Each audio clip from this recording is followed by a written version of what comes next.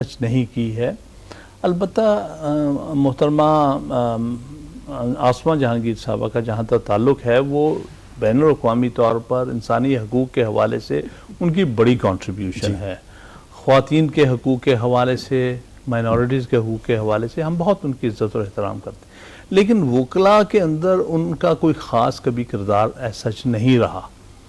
और अब इस वक्त जो उनका स्टैंस है वो उससे हमें तशवीश है, क्योंकि ये इस मौजूदा अदलिया के ख़िलाफ़ उन्होंने एक बहुत सख्त रवैया इख्तियार किया हुआ है।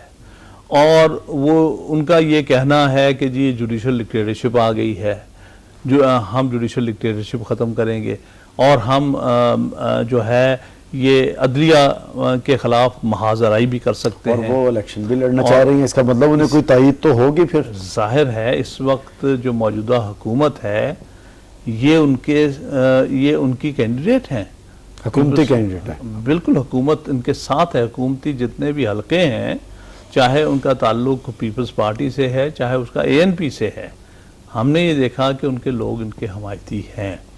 और उसके अलावा उनकी एक अपनी भी मकाम है, तो मिलजुल के इस सारी बातों को तो वो अपना इलेक्शन चला रही हैं। और इलेक्शन काफ़ी ज़्यादा उन्होंने उसमें गर्मी पैदा कर दी है, रवायती इलेक्शन से मुख्तलिफ कर दिया है, क्योंकि अभी तो 4 महीने पड़े इलेक्शन को, फिर उस वक्त अभी से इतनी गर्मी आ गई। लेकिन गर्मा गर्मी तो हो रही है जी अदलिया और। लेकिन खान साहब आप ये बताएं कि ये जो 16 दिसंबर का फैसला था NRO पे, एक इसकी अहमियत और हैसियत क्या है, और दूसरा ये भी कहा जा रहा है कि इस फैसले पे अमल दरामद के नतीजे में पाकिस्तान में जमहूरियत के लिए भी खतरात जो हैं वो लाहक हो सकते हैं। देखिए बात यह है कि एक खूबी जो और बहुत बड़ी बात जो है 16 दिसंबर के फैसले में, कि वो फैसला उस वक्त आया सुप्रीम कोर्ट का पाकिस्तान की तारीख में जब वो लोग जो बरसरे इक़्तिदार हैं उनके ख़िलाफ़ फैसला हुआ, वरना हमारी अदलिया की तारीख में बरसरे इक़्तिदार लोगों के ख़िलाफ़ फैसले नहीं आते रहे।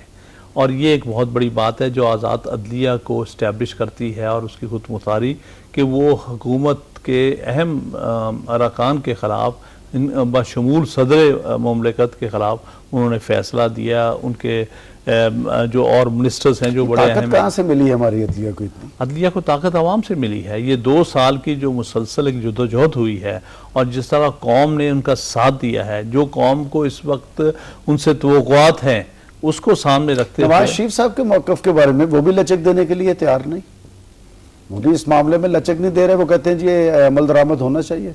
बिल्कुल सही कह रहे हैं, ये वो तो हम सब कह रहे हैं और वो होना चाहिए क्योंकि आइन की रिक्वायरमेंट है। वो अगर नवाज शरीफ साहब कहते हैं या कोई भी कहता है तो वही कह रहा है जो आइन की इस वक्त ज़रूरत है, आइन की रिक्वायरमेंट है। आर्टिकल 190 ये कहता है कि सुप्रीम कोर्ट के फैसलों पर अमल दरामद करना, उसके लिए हर तरह के जो तरीक़ाकार लेके आना, ये हर एग्जेक्टिव अथॉरिटी का फ़र्ज़ है मुल्क के अंदर।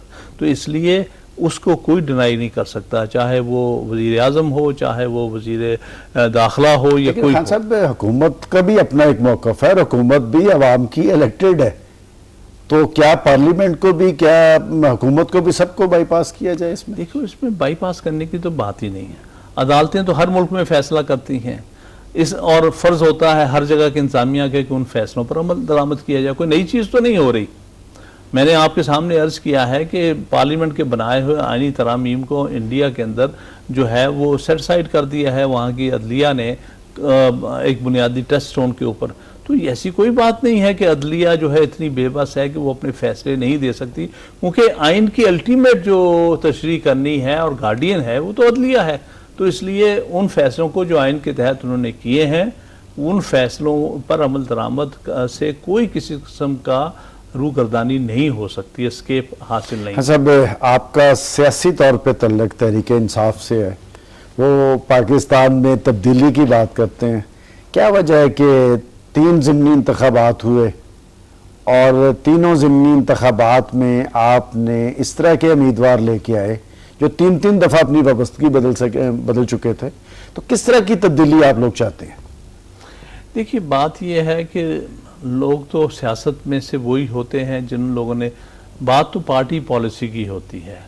हम रवायती सियासत नहीं करना चाहते, जो तहरीक इंसाफ का स्टैंस है कि हम रवायती और स्टेटस को की सियासत के खिलाफ हैं। अब उसमें वही लोग स्टेटस को के लोग आपने उम्मीदवार बना दिए। आप तो देखे ना, बात खान साहब नई नस्ल को आगे लाने की करते हैं कि हम चेहरे भी तब्दील करेंगे, निज़ाम भी तब्दील करेंगे, उम्मीदवार आपके पास मौजूद नहीं है जी। देखिए बात यह है कि इंशाअल्लाह ताला आप देखेंगे, मैं ये जो पहले उम्मीदवार लास्ट इलेक्शन वाला तो चलो उसमें सब्सटेंस भी था, लेकिन बाकी उम्मीदवारों को डिफेंड हरगिज़ नहीं कर रहा मैं। मेरे ख्याल में उसमें सिलेक्शन में कुछ हमसे कोताही हुई है, और मेरा और मुझे अभी तक पता है कि इमरान खान साहब का भी ये स्टैंस है कि हम नए चेहरे लेके आएंगे, और इंशाल्लाह जनरल इलेक्शन में हम लेके आएंगे। ये तो हमें पता था कि इस इलेक्शन से हम कोई तब्दीली नहीं आने वाली, ये तो हम सिर्फ अपनी एक ताकत आजमाई कर रहे थे और अपना वोट मोबिलाइजेशन कर रहे थे, अपने वर्कर्स को मोबिलाइज करने की कोशिश कर रहे थे। असल आप देखेंगे जो हम कैंडिडेट लेके आएंगे वो इंशाल्लाह ताला जनरल इलेक्शन में आप देखेंगे और मुख्तलिफ होंगे, रवायती नहीं होंगे। हामिद खान साहब आपका बहुत बहुत शुक्रिया। नाज़रीन, ये थे सुप्रीम कोर्ट बार के साबिक सदर और वकला तहरीक के सरकर्दा रहनुमा जनाब हामिद खान। हामिद खान साहब का ये कहना है कि एक जमहूरी मुआशरे और जमहूरियत की तक़वियत के लिए एक आज़ाद और ख़ुद मुख्तार अदलिया लाजम है।